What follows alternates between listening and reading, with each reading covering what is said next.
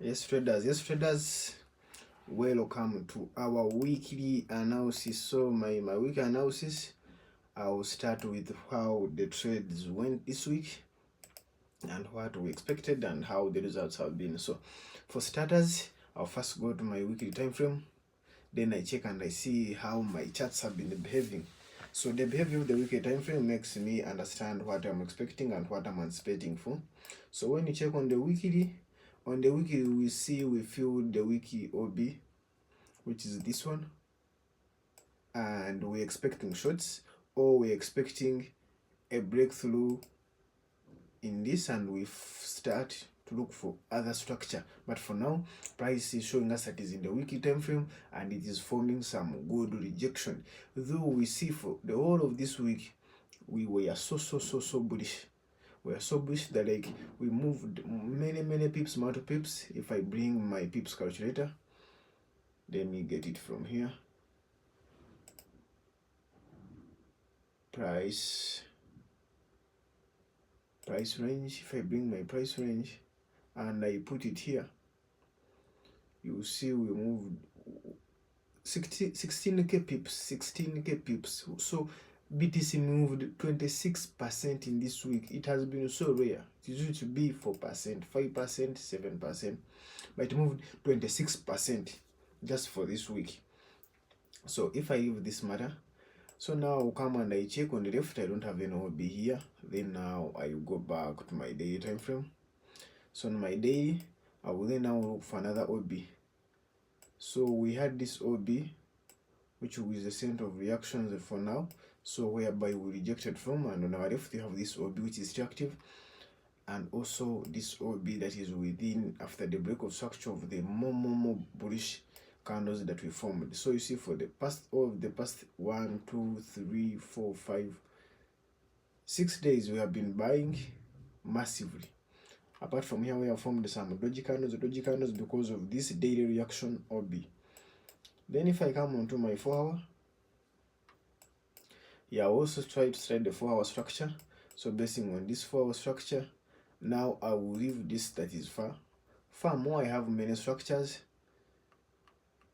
so you can see up I still have another 4 hour structure, and I also have this 4 hour structure. Let me bring it so close. And I also have this 4 hour structure which has been tapped.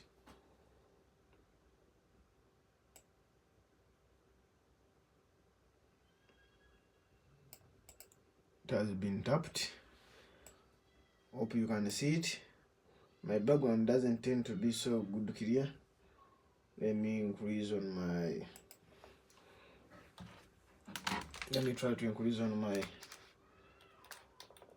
display, and we'll see if we can be seeing it very well.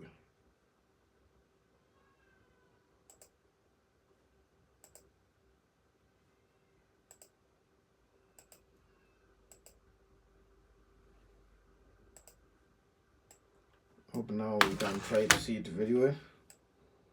So basing on this structure, I will now go to my 15-minute time frame or 30-minute time frame, and I look for entries. So that is it for today. The 4 hours hasn't been tapped yet very well, so I will come back here tomorrow. Basing on yesterday, today I was waiting for buys, though you see after the close of Asia we made good buys, but I didn't get a very good entry for the buys, and this internal structure break didn't give me some good confirmation for the buy, so that's why I didn't enter. And almost we are ending with today, so which means I will be anticipating another thing tomorrow morning. I'll be looking for another structure tomorrow morning. So for today, no trade. Yesterday, no trade. On Friday we got this sale. I explained it that particular day, so that's trade. I said we got a loss, 2% up now.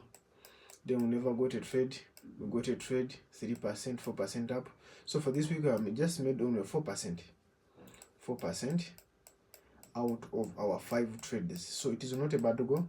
So we wait and see what will happen tomorrow morning, but for now I'm now done with this. So I'll wake up in the morning and analyze the structure and the market so much clear. So that's for it today. Yesterday and today we never had anything big, but we expect the next week is for now balancing the liquidity. So expect price to be a little bit slow, but to be respecting some good structures, because we had a very big pump for the week. So expect a very good week to balance NFP, to balance FOMO, to balance all those huge news. But it will be a very normal volatile week after the huge news, so we cannot expect something more huge. At a certain point markets will be slow, at another point markets will be on a good